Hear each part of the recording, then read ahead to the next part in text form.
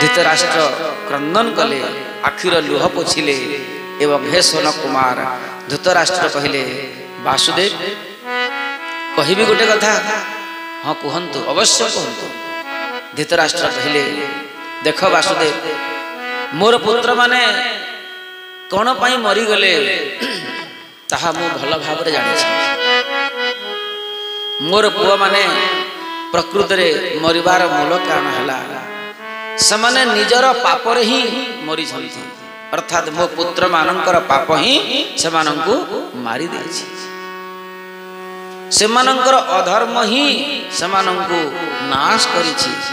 किंतु गुटे कथा कहूछि वासुदेव सावधान होकर शुण हेले न हेले मु कुरुवंशर गोटे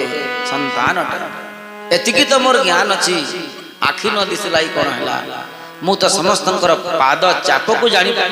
पाद चाप को शुणी जानी पकाए किए आसुची किए जाउची किए कौन करुची से प्रकृत रे हे वासुदेव एतिकी शुण मोर पुत्र दुर्योधन दुशासन अर्थात ये जेतिकी मध्य थिले 100 पुत्र ए समस्ते शकुनीर प्रभाव रे आसी जहाँ मध्य कूट कपट आदि करुथिले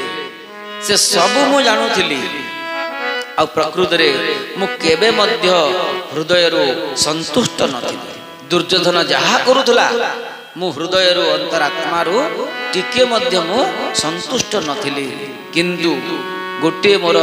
दुर्बलता आसीगला जे मु केवल पुत्र मोहरे पड़े आ जानी रखा वासुदेव यदि पुत्र उच्छृंखल होची संतान यदि उच्छृंखल होगला आ से पुत्र पर यदि शासन यदि पिता करि न पारिला ताहले मो भली अवस्था संसार रे अनेक घटी। आज देख पुत्र मोहरे पड़ी थिबारु मु सब चुप पड़ी गली एवं मो आगरे गोटी गोटी करी संजय मते कहूतला एबे दुशासन मला एबे आउ किए मला एबे आउ किए मला भाभी अंतिम संतान दुर्योधन हेले बंची गले अंतिम रे मते टिके निया देव किंतु से मध्य बंचला नहीं करिबी कोन मु वृद्ध लोक मोर पत्नी वृद्धा ए वृद्ध वृद्धा थाउ थाउ 100 पुत्र मरी गले जो दुखटा हुए मते सही पुत्र मोह थिबारु सेतिकी मात्र दुख होची नहले किछि दुख नाही। किंतु हे वासुदेव मु तुमको गोटे आदेश देछि बोलो भक्त वत्सल भगवान की जय। भगवान वासुदेव हाथ जोड़ी के छिड़ा हेले कहले बोधे गांधारी जेमिति अभिशाप देथिले